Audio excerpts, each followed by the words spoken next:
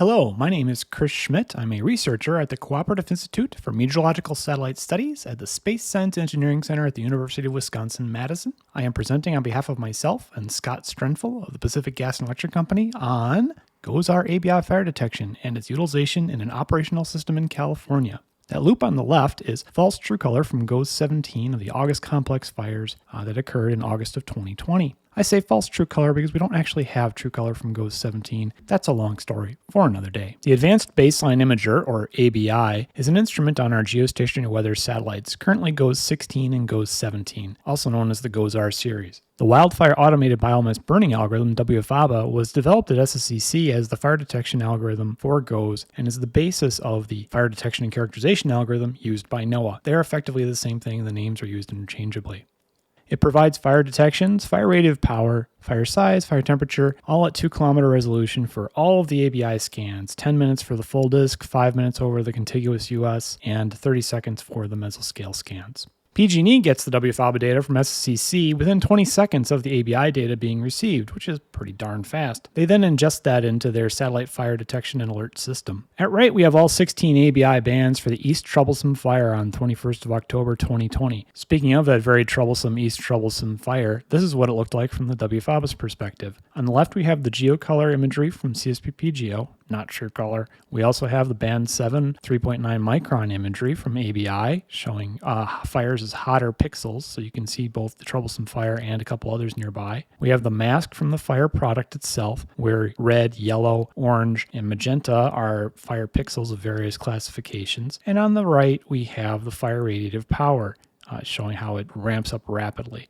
This was a very intense fire, and we actually see reflections from the fire off of the clouds in that band 7 3.9 micron imagery. Next up, we have the Kincade Fire, which started on October 23rd, 2019 in Sonoma County.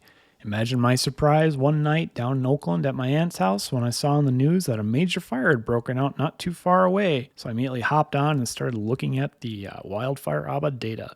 Initial reports put that fire start time at about 9:30 p.m., so I was rather surprised to see that the GOES-17 fire product had picked it up before then, and if you look at the imagery, you could see it even earlier, and that's what I'll show on the next slide. As luck would have it, the Alert Wildfire camera at Barham near Santa Rosa, California, had a good view of the start of that fire. You can see a light on the hillside go out and the fire immediately ramps up. The ABI data below shows the ABI view set at the same times as the video frames. And you can see the 3.9 micron signal popping up pretty early, about 921 PDT. And the 11.2 micron, which is the background, the relatively fire-free background, does show a bit of the signal when the fire gets really hot. The middle panel is the radiance difference between the two. And we use this as part of our testing to see whether or not there's a fire there. Now, various things can cause a radiance difference in that field. Fire is one of the bigger reasons for it. It's also one of the places where we'll see the fire earliest if we're watching visually. Next to that is the fire mask and then the fire radiative power.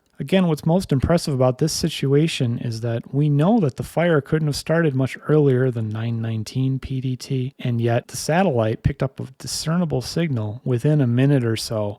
Bear in mind that the GOES-R satellite series are located 22,000 miles above the Earth, and this is a 2 kilometer footprint, so this is like seeing a candle from the end of a street about 2 miles away.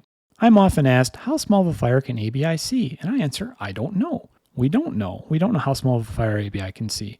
Kincade was a large fire, but it started out small, as they all do. And here we see the difference in 1 minute between fire and no fire. And we see the fire pop up in 3 ABI bands, the 1.6, the 2.25, and the 3.9. That's remarkable. This is a very small fire, very small emitting area at that time. So we're still figuring this out. We've seen house fires, we've seen barn fires, we've seen what were probably very large bonfires. We just don't know how small we can see. It depends on characteristics of the instrument, some of which are proprietary information of the vendor. Having said that, we do know that when we reliably see a fire, it's roughly an acre or so, order of magnitude in size. So what about that fire detection and alert system, FDAS, from PG&E? For the last couple of years, PG&E has been getting the WFABA data from SSCC. We run 2 servers for them, one on campus and one on a backup site in Fitchburg, Wisconsin. We get that data directly from the satellite downlink for both GOES-16 and 17. So we have very low latency, typically from the time the data is received to the time PG&E gets it is less than 20 seconds. And we do it for any scan that covers California.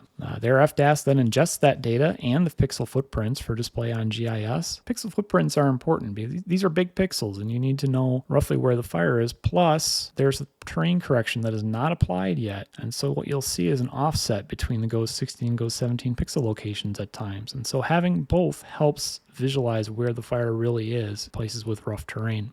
There are internal and external components to the system. It sends alerts of new detections for review to those internal users. And both internal and external systems have access to the Alert Wildfire Camera Network, VIRS and MODIS data from current time, and fire perimeters of larger past events. This FDAS example from 2019 shows a fire near Black Butte Lake. The GOES 16 pixels are the large parallelograms slanted to the upper left. The GOES 17 pixels are the rectangular parallelograms slanted to the upper right. They look different because they have different viewing points and they're seeing the terrain slightly differently. And we've also got to deal with diffraction of the data and resampling of the data, all of which contributes to distortions that we have to deal with and correct for. However, as you can see, they overlap pretty well, and we can see where this fire was.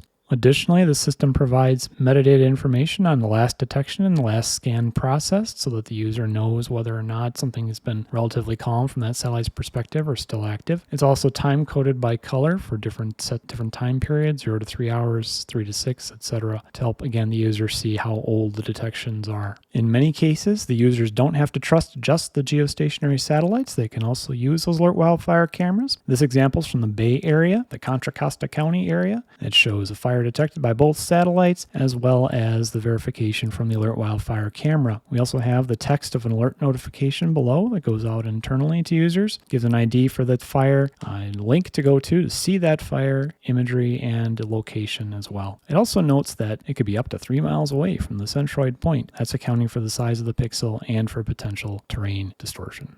Remember what I said about sensitivity? Here we have an example that shows a relatively low magnitude fire, but in a high-risk area up on Lake County. And you see there's only one GOES 17 detection of this fire, no GOES 16 corroborating detection. But Alert Wildfire shows there sure is some sort of fire going on there, and it's just relatively small-scale burning, and yet it was still picked up by GOES 17. The previous examples were a bit older. The system has been undergoing changes, and we also haven't shown, until now, the public application. So hot off the presses, as it were, from the 29th of April, we have the Campo fire, which started at about 1:16 in the afternoon. According to GOES, we don't have a start time officially yet for this event. And both satellites did pick it up pretty clearly, in fact. And you can see a very strong FRP trace there for the center pixel. We also have the VIRS fires plotted on top of it, and you can see that several cameras were pointed in the right general direction. Here we are seeing the Golden Gate camera, not located at the actual bridge, it's just its name, showing the fire at that time.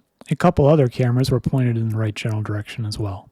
One of the great strengths of the FDAS is its ability to show time progression. Here we have the pixels from GOES 16 and 17 for the Walker fire, color-coded by time, so you can get an indication of how it's progressed in that time. You have the FRP trace for one of those pixels, so you can see the variation that has occurred with some flare-up. You also see the need for terrain correction with geostationary data. There's a big offset between the GOES 16 and GOES 17 pixels, especially compared to the actual perimeter.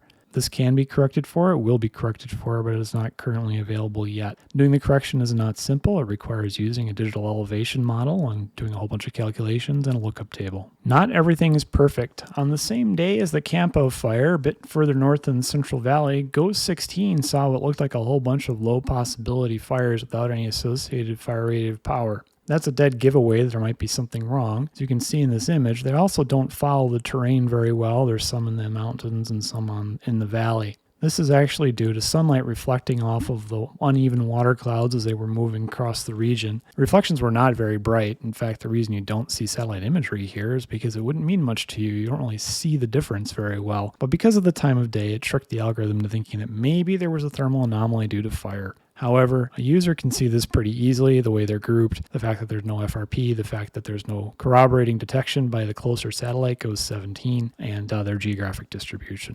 Thank you for listening to my homework. You can reach me by email at chris.schmidt@sscc.wisc.edu. You can reach Scott Strenfel at s7st@pgne.com. To find the public-facing FDAS, you can search for PG&E Fire Detection Satellite Map or use the link below. And there's the link for Alert Wildfire.